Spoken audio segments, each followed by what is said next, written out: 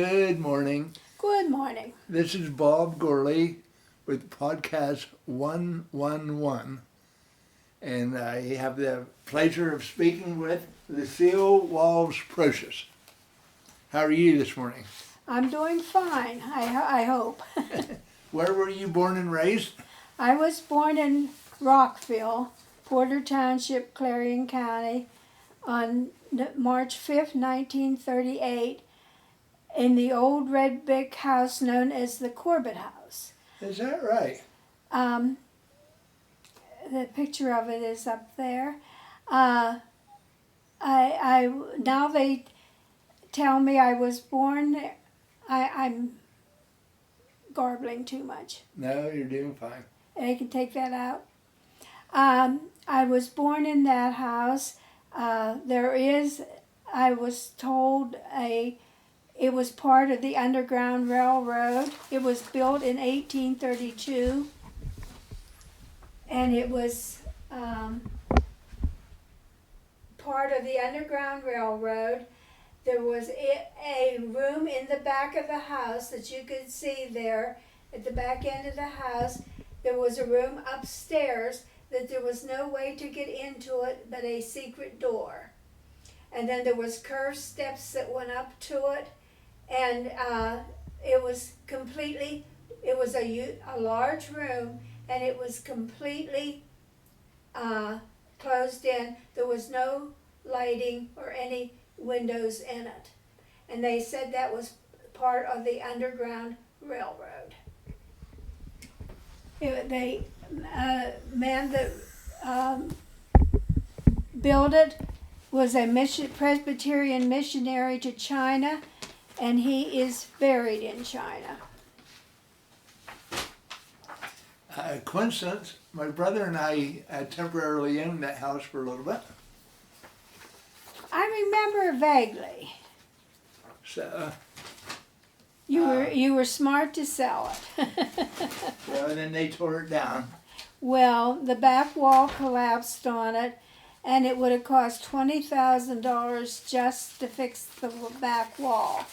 And the present owner and I agreed with him that it was better to tear it down than to spend all that money and still have an old house.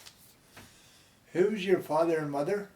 My father was Clyde Walls, and my mother was Mildred Pence Walls, and she was born up where Darrell Henry lives. That was the Hepler house, and that was the Pences moved in with the Heplers, and that was her. That was where she was born. My father was born in Butler County, and then moved to Reimersburg. Was Frank Walls related to you? He was an uncle. And how many kids did you have? I mean, how many brothers and sisters? I had 2 brothers and 2 sisters. They were all teenagers when I was born. And my youngest brother was 10 when I was born. And I always told my mother I was an accident. And she said, no, you were a blessing. Because they graduated from high school and left home before I started this school. So that it would have been an empty house without me. And my mother always told me I was a blessing. You mentioned that you had some type of fever. When I was 12, we went up to Boston, Massachusetts. My brother had been in the Navy up there, and he met a girl, and he married her. She was from New Hampshire, and they lived north of Boston. And they had a new baby, and my parents went up to see the new grandchild. And we were there one day, and I got awake in the morning, and this knee was twice the size it should have been. And my sister-in-law got her family doctor there, and by noon I was in a hospital in Boston. And it was nothing but rheumatic fever patients. It was a research hospital owned by the Massachusetts General Hospital.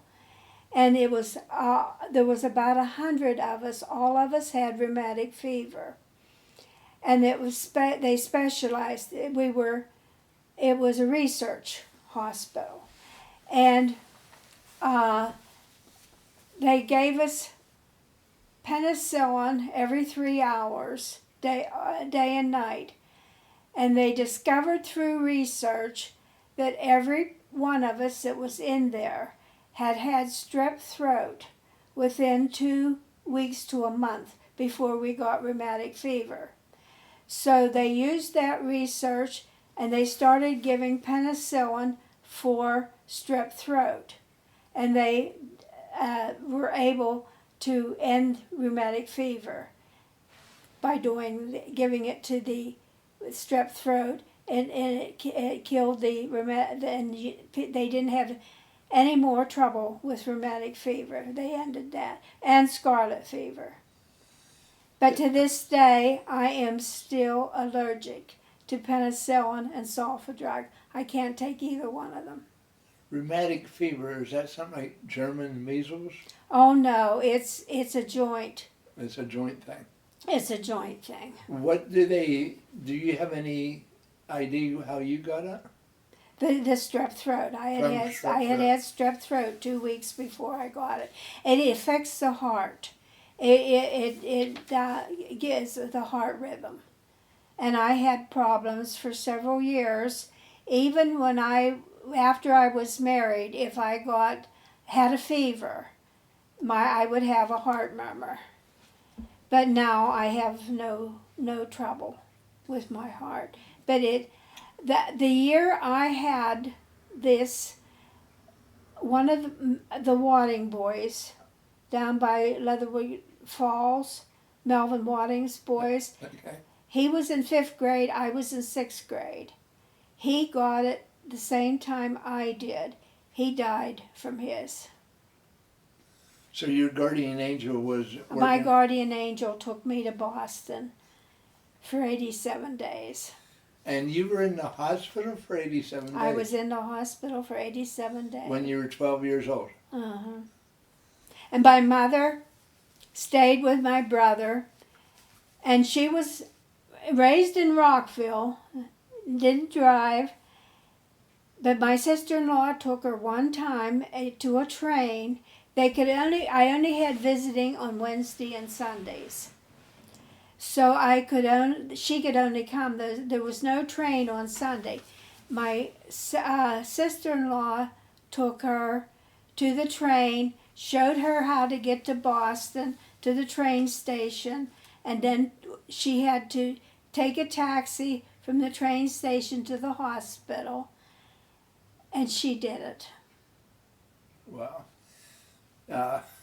So, back to, you grew up in Porter Township? I graduated in 1956 from Red Bank Valley. I lived in that house until I was married in 1957. And how did you meet Otis? At a Leatherwood church picnic, Oh. believe it or not. He was with another girl and I was with another boy. And somehow or other, he took a liking to me. He asked me out several times. I said, nah, But then I decided, Don Platt insisted that I go with him. He wanted to go with me so bad. He was upset because I wouldn't go out with him, so I did. And it only took one date, and I never looked at anybody after that. And how long were you guys married? 62 years. 62 years. And back when you were in school, what was your favorite teacher or subject that you had? When I was in elementary school, I had Ruth Delp for 6th grade. I loved her. When I was in high school, I had Henry Caruso for math. And he was a great math teacher. And believe it or not, I loved Ma Campbell for English literature. She was one of the most feared teachers but she and I were friends. I was invited to her house a couple times. I did some writing that she liked, and it was be Mark Hamill and Mr. Henry Crusoe for math. I love both those subjects, and I loved both those teachers. They were great. So you made it through school, and then you got married? I went to one semester at Clarion. I just didn't care for it. I went through the semester, and the semester ended in January, and then I married in March. And then how many children did you have? I have 3, Jerry, Gary, and Julie. And I have 8 grandchildren and 17 great-grandchildren. Their pictures are all on the wall. well, what a blessing. Yes, and they're all healthy. The oldest great-granddaughter is a senior at IUP, and she was on the provost list. The second one is a sophomore at Pitt Bradford, and she was the outstanding sophomore student last year. It sounds like great-grandmother is being very proud of her. Oh, absolutely. Don't get me started.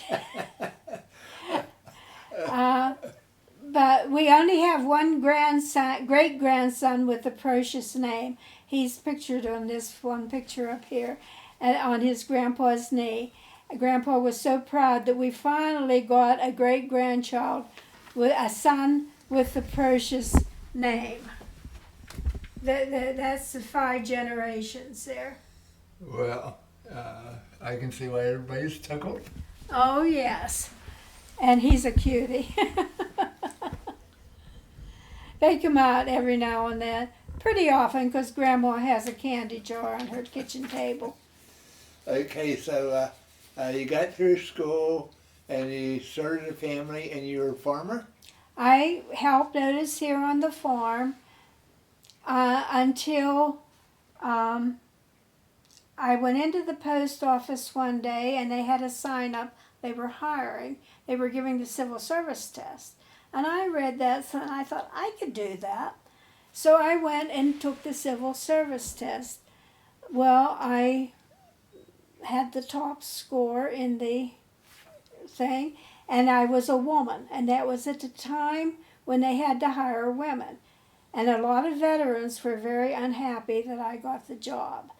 But I was a rural mail carrier, as you know, for 20 years. Well, for 10 years I was a sub. And then for 10 years I was full-time. And thank heavens I did that, because I now have the benefits. I have my retirement and my insurance. So it was another time that God was looking out for me. Lucille, you've lived such a rich life as a mother, grandmother, great-grandmother, farmer, author, and mail delivery driver. What's one moment from your life that you're most proud of? I think deciding to marry Otis. I had a lot of friends that said, "Why are you marrying a farmer?" They left me know that they didn't think that I should marry a farmer. But he was extremely well. He was a very good husband. I worked with him, and he worked with me. He built me this house. He was so good to the kids. He didn't have if I did something stupid, which everybody does, he would get me out of my whatever mess I was in, and then he would just look at me and say, "Now don't try that one again." That was the extent of my punishment every time I did something. Just don't try that one again. But he was I couldn't have picked a better husband. a father for my children and great-grandfather. His mother lived out here for several years after his dad died. He was very, very good son. She was, after she had to go into a home, every Sunday he went up to see her. He never missed a Sunday. He was a good son. Very good to the kids. When he was on his last breath, he waited. Jamie was on her way home from Maryland with Willow, his granddaughter, and she played doll babies with him. She would crawl on his lap and would pile her doll babies on, and he would tease her. He would say, "What's this one's name?" And she would say, and he'd say, "No, that's," and he would give it a different name. And she would, "No, that's," he never had time when Julie was little to play doll babies with her or Jamie, but he played doll babies with Willow. And as soon as Willow got there and he got to see her and she left the room, he gave up. And that was he passed away then. But he had what they call farmer's lung. And for years he had doctored with that, and it just at the end got him down. His heart, he had heart problems from breathing. The heart was. Was it from the silos? Did he have silos? He had 2 silos out here. It was just farm dirt, dust, making hay, oats, barley, everything you know. Yeah. There's dust everywhere in the farm, around the farming. But I got to tell you this story about him because it's funny. Right before we were ready to get married, he got a draft notice to take his test for the Army. So we thought he would be going to the Army.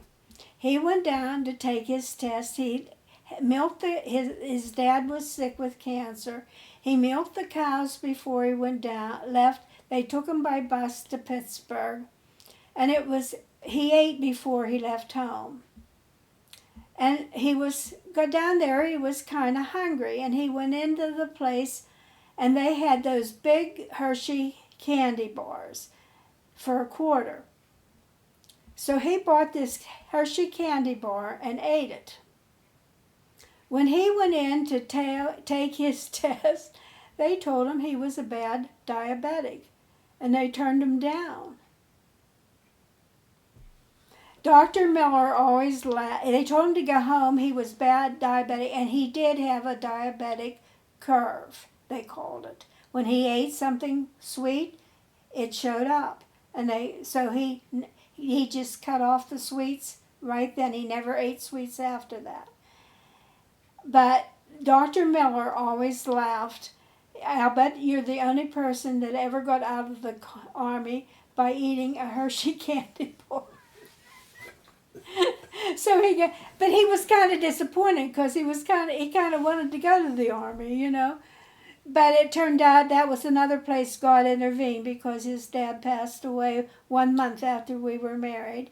So he was needed to take over the farm.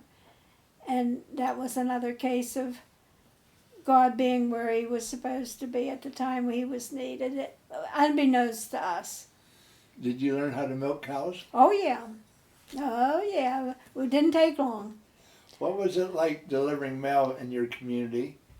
I enjoyed it immensely. I loved the people. I got along with 99% of the people. You know, there's always somebody. But they never gave me any hassle, never. But I like driving the country. I had a country ride. Even in the wintertime, it was beautiful. And I had a Jeep, and I was able to get around. One of your memorial stories, like, did you ever hit a bear, or did you get stuck, or something unusual? I had trouble with a turkey at Dawn Pence's. The window was down and the mailbox was here. Well, the turkey came up and stuck its head in the mail in the window, and was there gobbling at me, and I was trying to reach beyond it, and I was afraid I would lose an arm. Because the turkey was really nasty. Fortunately, Don saw me from the barn, and he came out and took the turkey away. I had more trouble with turkey and tame turkeys. It was a tame turkey. It was a tame turkey.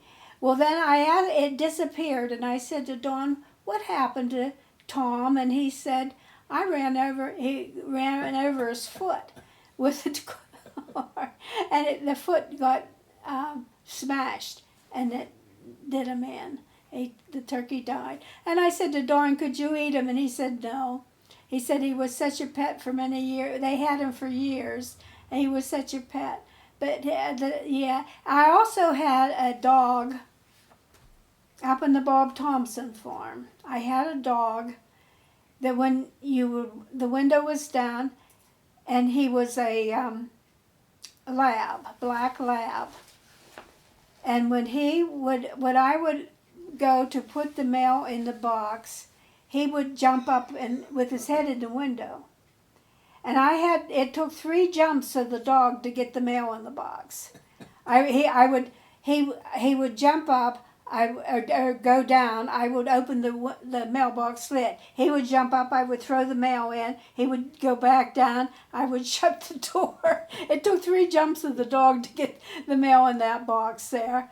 But I followed a mother bear and 2 cubs for quite a distance up a back road one time. She was in the middle of the road, and I was afraid to pass her for fear that she would cut in front of me. So I just followed her up the road. I didn't have a camera.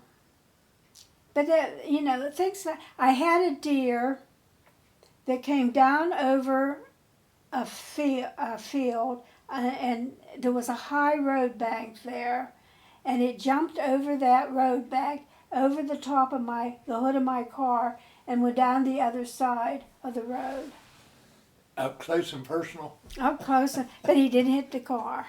It was the first day of deer season, and he was in a hurry. He had other life on his mind, and he never saw the Jeep, and he just went right over top of me. I saw him going. I thought, oh my God. But other than that, but the people I got along, I can't recall of any person that that I had any aggravation with. One thing I bet you didn't know is sometimes we have to deliver cremated bodies. Well, I did not know that. They come in the mail. I had one from California one time. When I delivered it to the lady, she said, "Oh, that's my brother." She said, "Just set him down on the walk. My son will take care of it."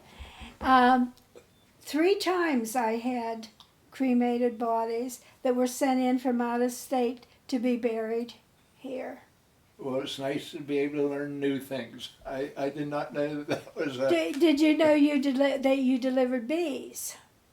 Live bees. Live bees. Oh. And they sometimes 2 or 3 of them will get out of the box, but they stay near the box. The queen is in the box. As long as the queen didn't get out, you were fine, because the other bees would stay. But yes, you did live bees and live baby chickens. Did you ever get stung by a bee? No, they stayed near the not in the car. No. And the baby chickens, they were really little then too. They were little, and a lot of times, if you called the people, but sometimes there was one person that got them, and they only lived a couple miles from the post office. So I would deliver them. But if they lived at the end of the route, we would call and say, "Your chickens are here," and they would come to the post office and get them. They didn't want them riding in the hot car the whole way around. They would have probably had some dead chickens. Did you ever feel like you were delivering more than just mail? That kind of goes with what you're talking about. Yeah, but that made the job interesting. Especially the cremated bodies. The first time they brought one to me, I said, but it was no problem. It was well sealed and it was just like an ordinary package. But it was marked the outside of the package was marked that it contained a cremated body. Back over to farming. Farming is such a demanding yet rewarding lifestyle. What drew you to farming, and what were some of the biggest challenges and joys you experienced on the farm? Well, my father farmed until the barn burnt. Okay. So I was kind of raised, and my grandparents farmed. I'm a farm girl. It's in my blood. All right. The challenges were having enough money when the paycheck come to pay the bills, the same as it is. It's worse today, but it's always been that way. You know that. Yes. Farming is. You don't do it for the financial money. One of the worst experiences we had was over at the home farm that we own. That was in the family. It's been in the family since 1848, and we had our heifers, young cattle, in the pasture field over there. And on a Sunday afternoon, we had a lightning storm. Well, cattle will get in a circle and put their heads together when they're scared. There were 17 cows heifers in that circle. 9 of them were killed and 8 of them lived.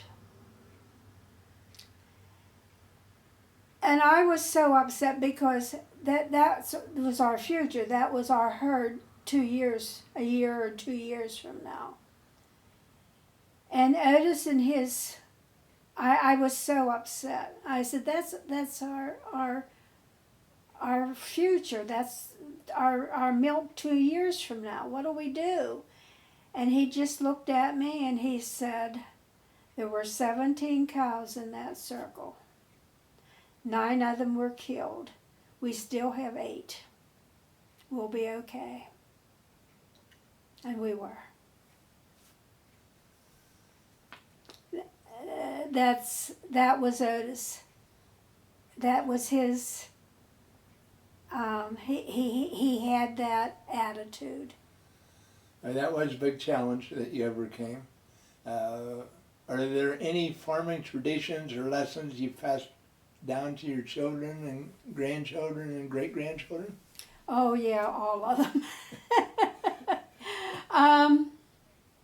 They were, from the time they were big enough to walk, they were out at the barn, following Grandpa, following Dad, following whoever, Gunner is out there following his uncle, his grandfather and his uncle around. They learned by doing.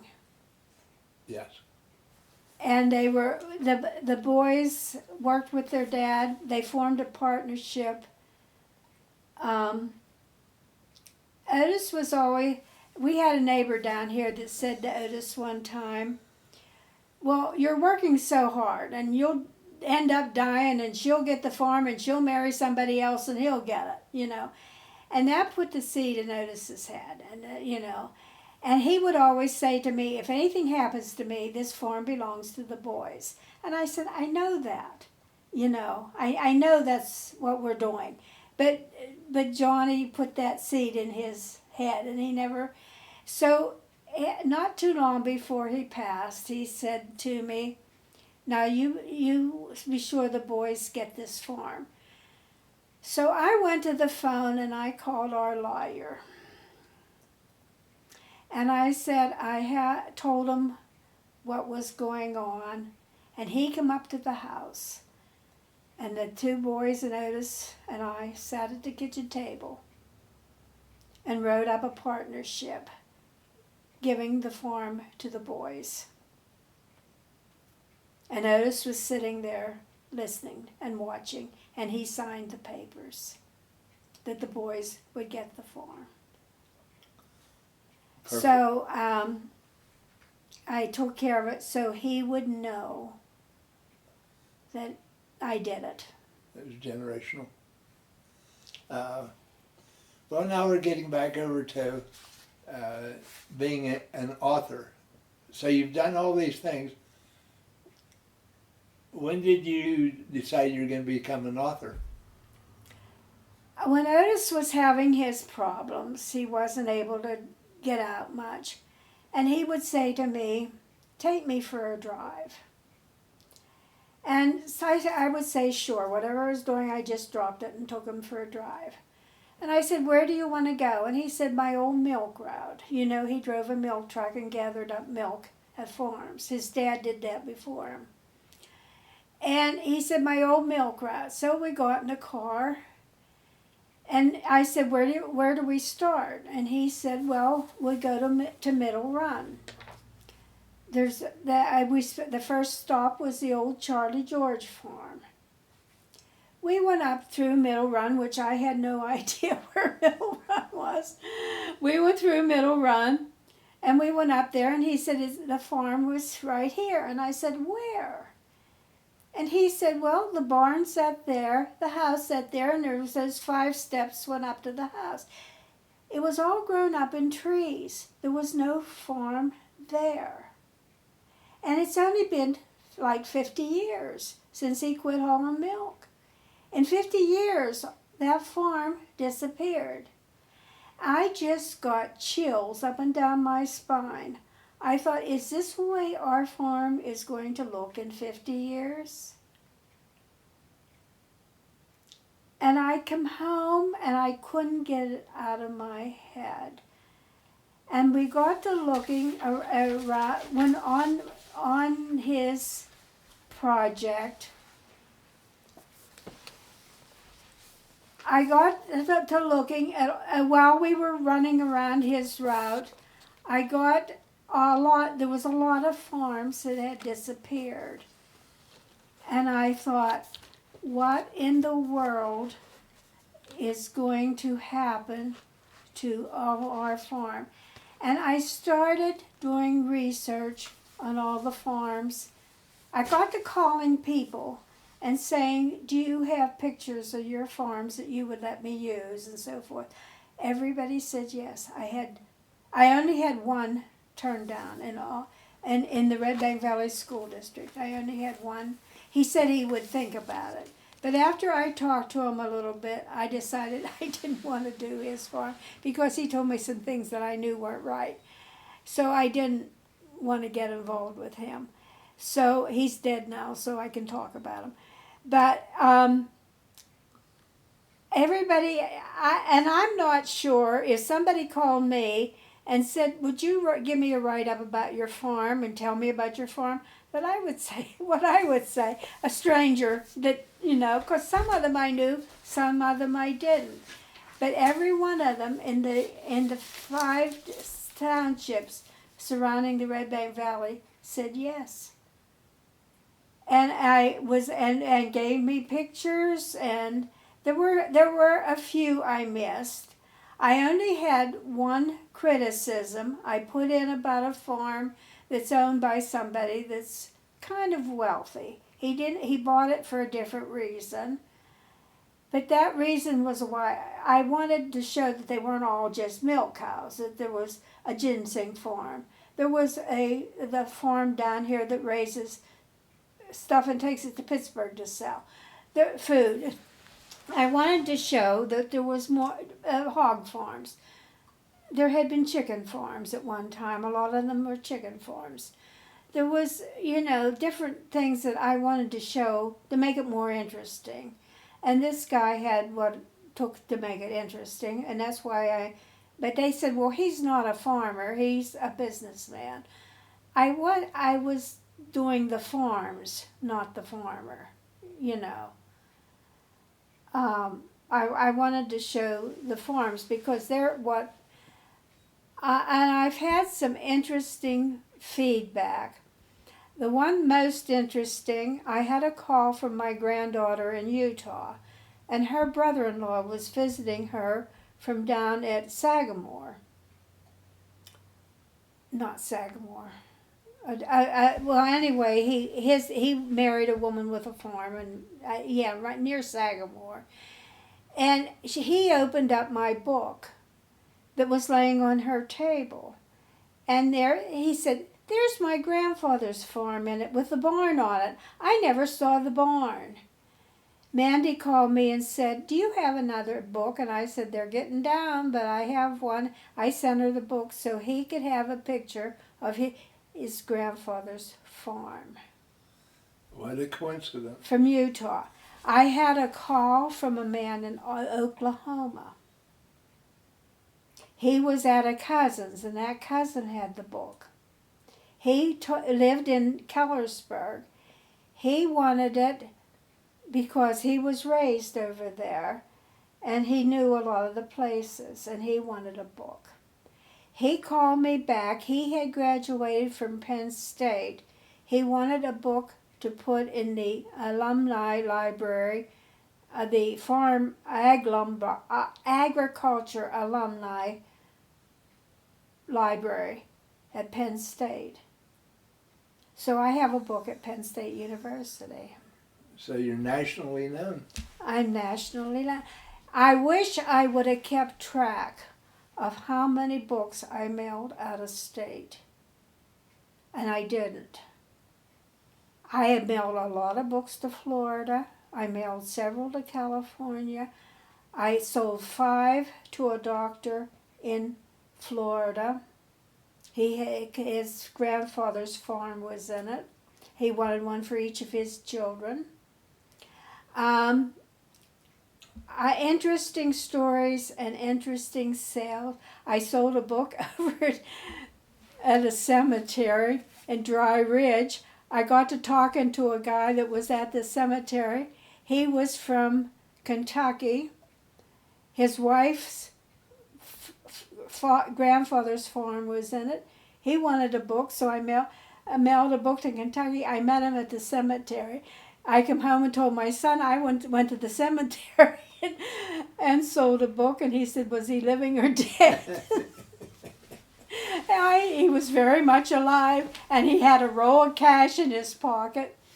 So I sold him a book, and I mailed him a book. Selling it was it was very, very interesting. Compiling it, writing it, I enjoyed every moment of it. It was very interesting selling it too. So who published your books? That book was done down at Katanning, and then he moved to Cheswick. His name's something Printing. Maybe it's Did you just hire him to print so many books? I took the books down to him and said, "What can we do with it?" Okay. And he said, "Can you print it or what?" Oh yes, he said, "I can do it."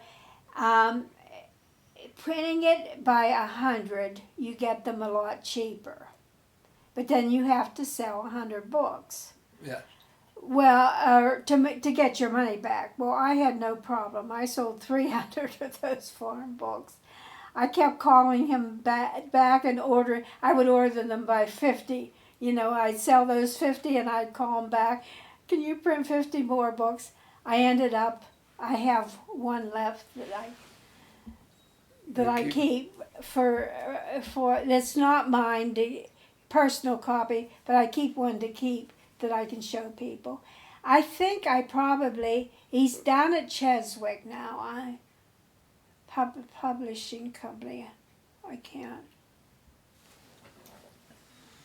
Could you hand me that book, the farm book? It might be inside.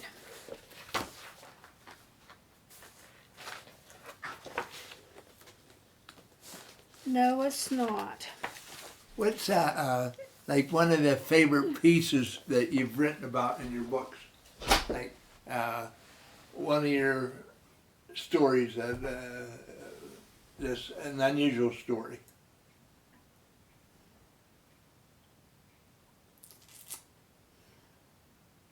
Oh my.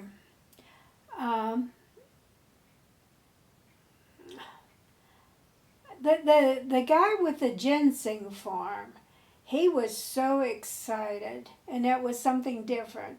And he was so excited that What is ginseng? it's a drug. Okay. It's a weed or a plant that you grow. Read it in the book. He sells it. It's one of the old-fashioned drugs that doctors used to treat people. And what do they treat people for with those things? Arthritis and things like that. Rheumatitis. Yeah. Okay. He sells a lot of it. You'll have to read the page in the book about it. You've known for you're known for your deep knowledge of the local area. What's a hidden gem or piece of history about Procious or the surrounding area that most people might not know?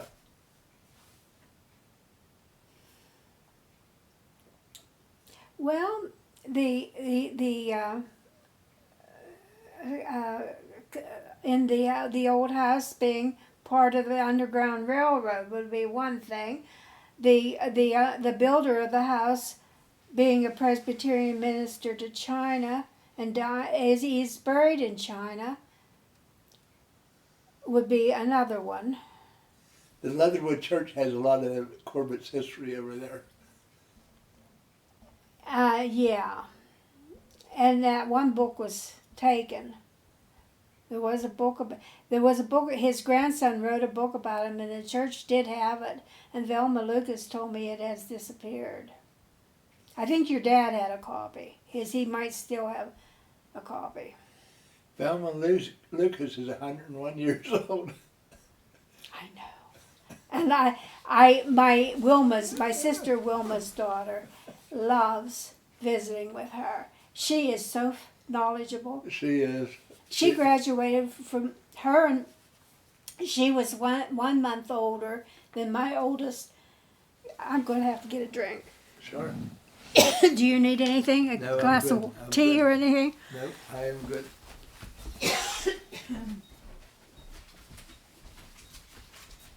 Whoops, my cough dropped.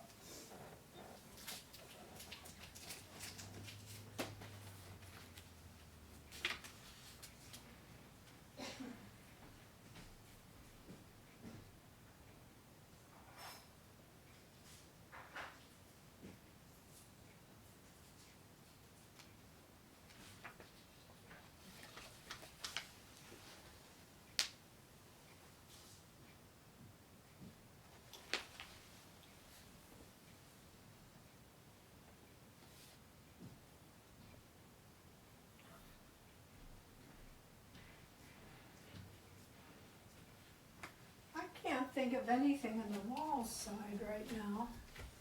How has the community changed in your lifespan? Like now we got blacktop roads. You would probably remember when they were dirt roads. And we got cell phones, and you didn't used to have cell phones. Oh, I remember the old phones. The old telephones. With the party line ones. There was 13 on the party line when I moved in here. My mother-in-law's number was R 152. There was 95R 213. And when they rang in, it was 4 shorts. There were 13 on the line. It was so hard to make a call. There was always somebody on it. And was somebody always listening? Mm-hmm. You had to listen. When they hung up, you had to be the first. If you wanted to make a call, you had to be the first one to make the call, because somebody else was trying to. There was people waiting to make calls. Oh, it was no fun. But no, I'll meet you on this cough drop on the other side. That'll be fine. I have trouble with my throat, and the doctor says it's just age. It's hard to say a teenager, isn't it? Well, I've been done well. I really have. And it doesn't get any easier, does it? But the last couple months, I've had bursitis in my hip, which makes it hard to get up and down. My voice is going for me, which makes it hard to talk. There's just, I feel like my body is saying, I've had enough of you. I'm going to start slowing you down. I don't drive much anymore. I know that if I drive and get in an accident, I'm 87. I have till spring on my driver's license. And I'm not sure, I have macular degeneration. So I'm not sure that I will be able to pass a driver's test. So I figure but my daughter-in-law retired from nursing, and she's not used to being at home, and she loves it when I need something someplace. She loves to take my car and go and get whatever I need for me. So that's fine. The thing I miss the most is not so much the community has stayed pretty much the same. A couple people have passed away, and different people have bought but by and by the names in the community. This has been Minnick's out here forever. Schaefer's up there forever. You know, down the road this way, it's been Schaefer's and different Copenhavers, Wolfgangs. They've been up there for, it's been, Midge is in the home now, but her son is living there. So the community has pretty much not changed. The thing I miss the most is New Bethlehem. G.C. Murphy. You know, there's no stores in New Bethlehem, no clothing stores for women, no shoe stores for women. You have to go out of town to get, and there's, you know, auto parts is still there. Well, I don't need it. You know, my sons use it for farming stuff, but there's not much place in New Bethlehem. And remember how busy it used to be. It used to be really busy. I remember taking the milk check to the bank and depositing it. And then walk down the street, and I would give Hayes a check. And I would walk across the street and give Hilliard's Hardware, before them, the name escaped me. I would walk through, I'd pay the telephone bill. I'd walk up and pay the telephone bill. I had about 5 checks that when I left the bank, I deposited in New Bethlehem. This main street of New Bethlehem. Yes. And then I would stop at Heater Lumber on the way home and give them a check. Or I'd run up to Hetrick's Farm Supply and give them a check. By the time I got home, the money was all gone. But it was local. Yes, it was. It was local. Now the checks go to Sandy Lake,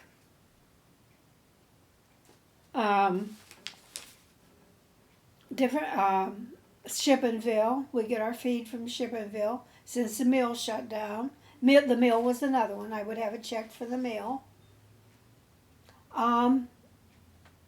They're shut down. We have to get this fertilizer and everything from up at Shippensville. J&J Feeds. Mm-hmm. And we get some from Dayton sometimes, some things from Dayton Feed. But there's nothing in, it's sad. It changes. Some of the times is, I think, well, it's some of the merchants' fault. A lot of them weren't very friendly, especially the women's clothing and stuff weren't all that friendly to farm women. Are women harder on women than guys? Mm-hmm. That's what I have always thought. Boy, it'd be rough being a woman because other women really seem to be very hostile. Well, when I would go into a store, there was a woman, because we're on tape, I'm not going to name her name, but she had a fairly nice dress store. But I went in one day and there was a dress there I picked out, and she said to me, "That dress is $50." And I had a $50 bill that my husband had given me for my birthday. Yep. And I pulled it out and showed it to her, and she said, "Oh." And I said, "No, I don't want that dress now from you." I went over to Butler, went out and got in the car and drove to Butler, got the same dress for $35. And I got another dress, so I got 2 dresses for my $50 in Butler. So I was glad, but she was very rude. She said, my clientele don't like it when they come in here and there's farm women in here. I'll never forget that. Oh. And I never entered her store again. I thought it's only an hour to Butler and the prices are cheaper, and away I went. It was more fun. As a widow, you've navigated significant changes in life. What advice would you give to others about finding strength and kindness through life's challenges? Well, to learn to be self-sufficient from the time you're married, not to depend completely. You have to work with your husband. You have to work with your children. But you need to take care of yourself and learn how to. I have a friend, her mother didn't know how to write a check. That husband always paid the bills. And when he died, she didn't know how to write a check. Be self-sufficient from day one. Be able to take care of your own life and business and not lean completely. Do many things together. We traveled. We were in all but 5 of the states in the United States, including Alaska and Hawaii. We spent a month in Alaska. We traveled together. We got along well together. But you have to learn to take care of yourself. Be able to know how to pay your bills. Know what bills to pay. And know how to take care of minor things in your house. A squeaky door. Learn how to take care of a squeaky door. Learn anything that's simple. Be kind to your children. You may need them. My children have been wonderful to me. My son comes in every morning at 9 o'clock to make sure that I'm up and able to get up. You have to know how to be able to get your own food. Go and get your groceries and be self-sufficient. I think of everything we've talked about so far, that's your best answer you've given for everything. Be self-sufficient. Be able to take care of yourself. Yeah. Not depend on anybody else to take care of you. I know a lot of wives that don't do that. They depend on their husbands to do the laundry and everything else. That's not good. You have to learn, take care of yourself. How do you stay so kind and connected to others after all you've experienced?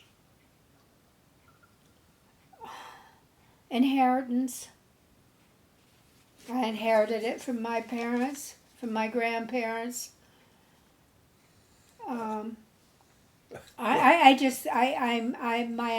My DNA comes from outstanding people. Good stuff. What's one lesson you've learned from raising your children that you think every parent or grandparent should know? Well, you have to let them go when they get teenagers and go, but I think maybe pray a lot. I think maybe pray a lot when they get a driver's license and go out on their own. Trust in guardian angel. And to trust that guardian angel. And some of it I say, please don't let them do the things their mother did. Because their mother did some things that she wouldn't, well, you know, why did I do that? But, all youth experience that. but, you know, yeah. My thing would be pray a lot before they go. But no, it comes from teaching them from little up how to behave, how to act. But you know, when they go out with people their own age, they're going to do what they do, and Yeah. that's life. Yeah. So, with all the changes in the world, what's one thing you've learned about life that you wish you could tell your younger self? Oh my.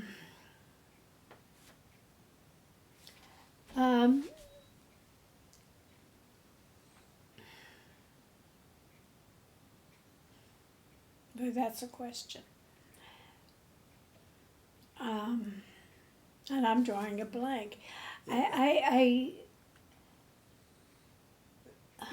okay. That's just a hypothetical. We'll just stay with concrete stuff. How do you stay active and engaged in your community? How do you get your social where's your social life come from? I'm a past regent of the Clarion County Daughters of the American Revolution. And what's that? It's a woman's. You have to prove that your ancestor fought in the American Revolution. You're a descendant. You're a direct descendant of somebody that fought in the. And I have a lot of ancestors that fought in the American Revolution. And how many people is in this community or this thing that you're talking about? Well, we have over 100. It's out of Clarion County. It's a Clarion County chapter of the Daughters of American Revolution. We have around 100 members. And how often do you meet? Once a month. 8 times a year. 8 times a year. Yeah, we don't meet in the summertime or the January, February, March. And where do you guys meet at? Clarion. At a Restaurant. Oh, at a restaurant. Yeah, we go to eat. Guys, we have meeting. We have very interesting do you meetings. guys wear red hats or anything like that, or? No. There's no dress code or anything. You just have to prove that your ancestor fought in the American Revolution. So this present I'm giving you is maybe you wouldn't wear it, but it's at least what what you're talking about. Yeah, I can wear that. Oh yeah, thank you. You're giving that to me. Oh yes. Oh yeah, I can wear that to. I will. I'll have my daughter-in-law take a picture and send to you. That's pretty. That's beautiful. Yeah. I've been a member for probably 40 years. my one I started on was the Pence line. He was a lieutenant, and then when he came back, he settled down in Cowansville. And then he had a son, Henry, who came up. Do you remember the Pence farm across from Don Phillips's service station? I do. That was my great-great-grandfather. Ah, And then his son was my grandfather, and they lived where Darrell Henry lives. okay. Out there. That's the house that they raised their family in. So that's where my mother came from. Huh. My mother was a twin. She was their oldest child, but she was a twin. And they only had one son, Clarence, and he had no children. So the Pence line died with him. But Philip Pence out here, his dad was a brother of my grandfather. Right. He lives the first house coming up the hill up on the right, and it's a big gray house. He's married to Beth Willison. Is Clyde Pence part of the Pences that you're talking about? Another generation out. Another generation. They're his great-great-grandfather and my great-great-grandfather would have been brothers. We are connected, yes, but it's not a direct line. Well, switching mine, back in your farming days, what's a funny story about an animal or harvest gone wrong, or like one of your animal or one of your farming stories? I remember wondering why my husband was stopped one day. It was a storm coming, and he had the baler stopped out here, and he was taking so long, and I thought, boy, I hope that baler didn't break down. There's a storm coming, and I went out to see what he was doing, and he was digging a turtle out of the tines of the hay baler. A live turtle. A live turtle out of the All right. I'm sure there are more, but that one comes to mind. But funny stories. Oh, that's okay. If you could have any famous person visit you from whenever, ever, who would you, somebody that you'd enjoy visiting with? Not Trump. You're talking about the best president ever? And my husband was a staunch Republican, and my family's staunch Republican. But I left mine blank. I didn't vote for either one of them because I didn't like either one of them this year. And I never did that before. That isn't being taped, is it? Anyways, who would I like to talk to that is still living? well, no, it doesn't even have to be still living. It could be from any time. Oh, from any time. Any time ever. Like one of your grandparents or Oh, I would love to be able to talk to any one of my preceding grandparents because they were all farmers. I know they had a rough life.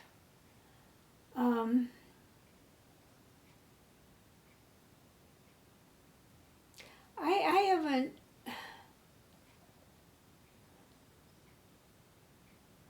I would like to talk to John Walls. He would be the first on my Walls line to come to America. And he settled in New Jersey. And the town is still called Walls, New Jersey. Oh. And Have you been there? No. There's two. I have pictures of his tombstones and everything, and proof that he is my grandfather. DNA proof of that he is my great grandfather. He came from Wiltshire, England, and that's near the stone hedges, someplace. the reason I would like to talk to him in the census, the first census he is listed with a Negro Wife? slave. Slave, okay.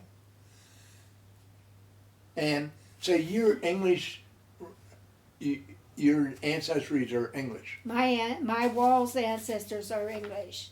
The Pence line is German. Okay. But the Wallses were English. I have one of the Pences married a Burns from Scotland.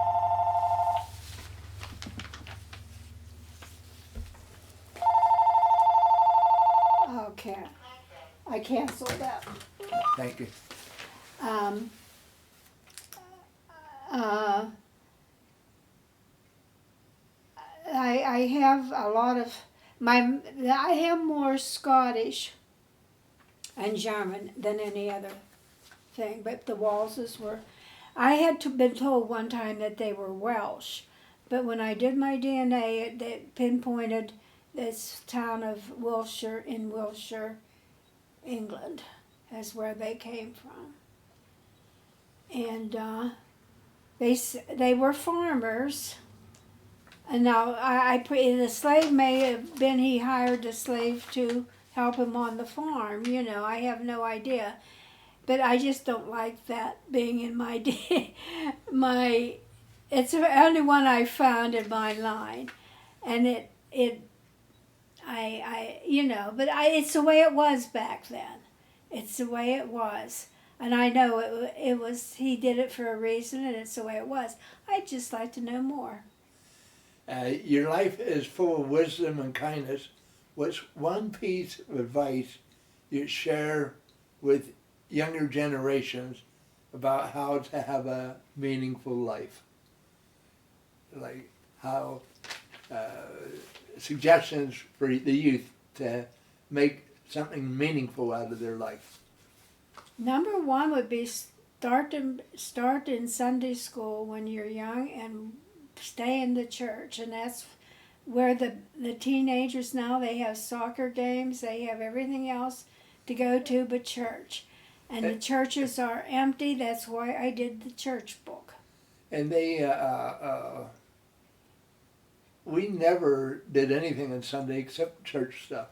And now they have like, Everything's on yeah, Sunday. there's soccer games and like school events and stuff like that. Yeah, that's why I did the church book. Because She's talking about the church book. And there it is. It was created and compiled by Lucille, Procious. And what I did it for, let me see if I can find real quick that maybe that you would see. It's full of old churches, but I wanted to preserve.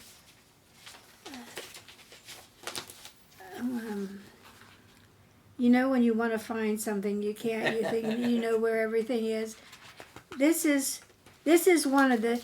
So many of these churches have the most beautiful, and that's one of them, stained glass windows. These churches are being torn down. There's quite a few churches in there that are that are gone. I did it because so many of them are going to be going in the future. Now, what is that one? And then she also wrote one more book here. It's called Life Along the Leatherwood. So she's written 4 books, and I have 3 of them, and the other one is more personal. This one is I did because I had so many pictures of that house.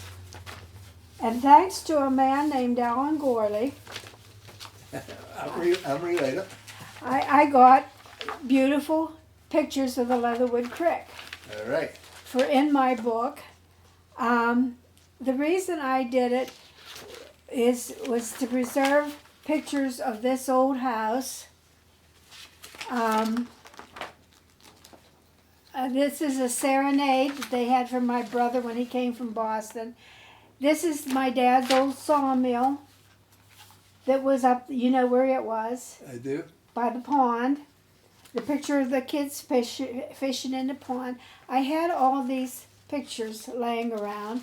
And then a man gave me pictures of down at St. Charles, which is where the creek ends. And thanks to your brother, I have pictures of where the creek ends. Right. So give me an idea. The Leatherwood Creek starts at Brinkerton Yes. and runs down. So I put pictures in from Brinkerton, and I followed the creek to the end at St. Charles. And that's how I did why I have Life Along the Leatherwood. I originally started just to do a picture book of my father's house and around there. And then I got interested in finding out the creek went the whole center of Porter Township. What was the first book you wrote? The first book I wrote was a farm book. And then which one? My family book. And that's the one that's out of, that's not publicly. I have it over here. Well, that's okay. You can. That's you yours. can stay there. I don't want to get. I didn't want to get you hurt. I don't want you to get my books mixed up with yours.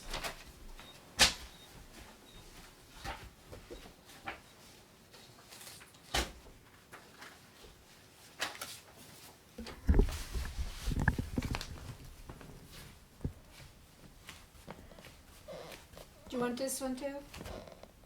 No, you're doing Just the fine. three. Oh yes, I do. But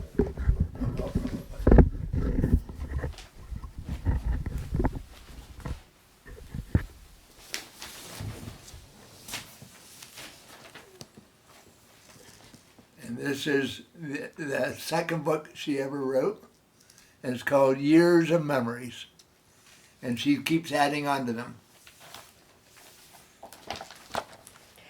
There are 26 copies of this book. My family, all my children, my great-grandchildren, everybody has one, and my husband's sister in Florida has one. And other than that, it's private. Now that you have so many great-grandchildren and everything, how many descendants do you have? What's the number up to? Like, before my mom and dad died, I think there's 63. Well, Like I don't know. I never added them up. I have 3 children and 8 grandchildren and 17 great-grandchildren. so they keep adding up. And yeah, I don't have any greats yet. It's just but this one I did, and it has, okay, this is a picture of the wheelchair that I was in when I was in, When you were 12 years old. when I was 12 years old and had rheumatic fever. That's a picture of the wheelchair in the hospital. Is there anything else you'd like to talk about? Let me see.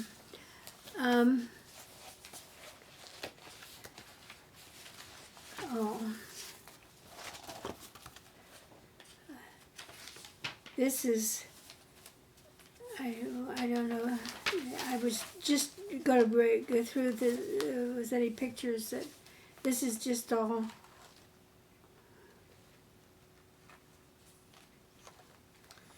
Your late husband, Otis, was a 4th-generation farmer on the Procious farm. Yes, Jerry wanted me to include that. Here is, this is what I ended it with. This was a picture taken from our backyard in August 1988. Do you see anything on that picture? Can you pick up anything on that picture? Looks like an angel to me. Okay. You got it. You passed. So, Okay, back to you wanted to do on the farm. Jerry wanted me to do the farm. This is a painting that my sister-in-law did of the farm. This up here. And you can take it off the wall if you want to. No, that's fine. This is great-grandfather William. He bought the farm in 1848. Beside him is his son Reuben, his youngest son. He was married twice. William was married twice. First wife died, and he remarried again, and Reuben is the youngest child to the second marriage. There was a total of 12. And he was the 12th child. This is his son, Reed. He was born in 1895. He died in 1957 of lung cancer. And this is his son, Otis. He was born. Is this your husband? That's my husband. And he didn't like that picture. That's why I put it up there. That wasn't nice of me, was it? He liked pants on his He didn't. He didn't like to be seen. His legs showed out like that. A lot of farmers are like that. He didn't like to be be seen in that. He was born in 1934. This is our oldest son, Jerry. He was born in 1957.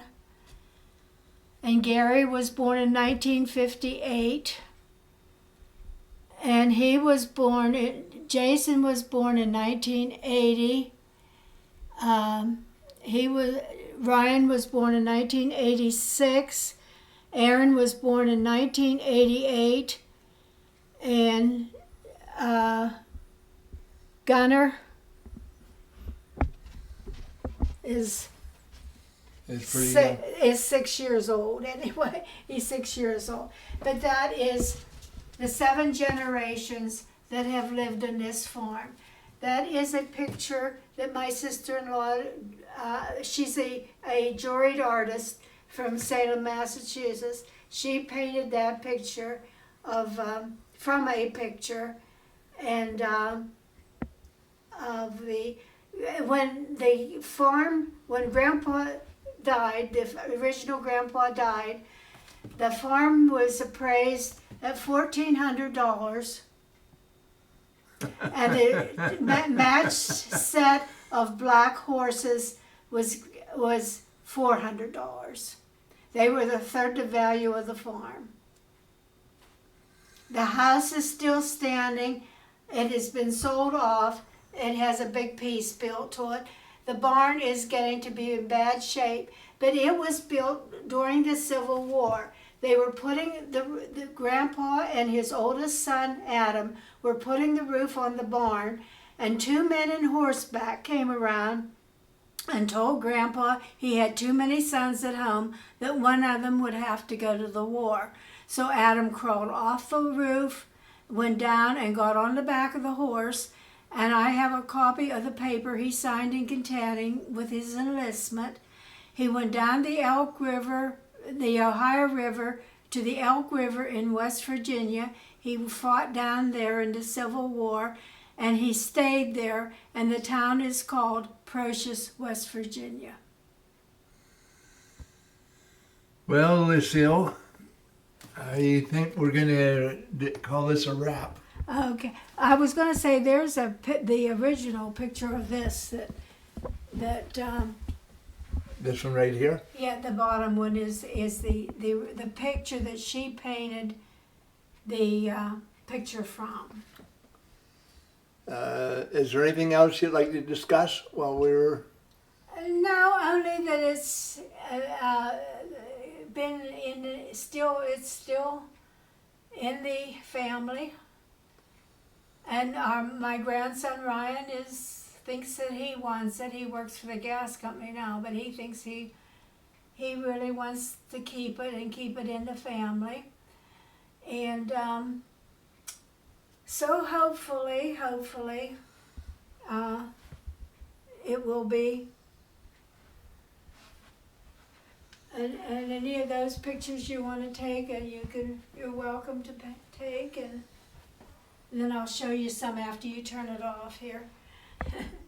I'll show you one anyways. Well, I appreciate you taking your time and sharing your journey. And I'm hoping that it's beneficial to whoever listens to this. And, Janet Schwartzweger's been telling me about, she listens to them. And Jerry says he's been listening to some of them. I forget about things like that. And so I am going to say thank you, and I'm going to turn this off now. Okay.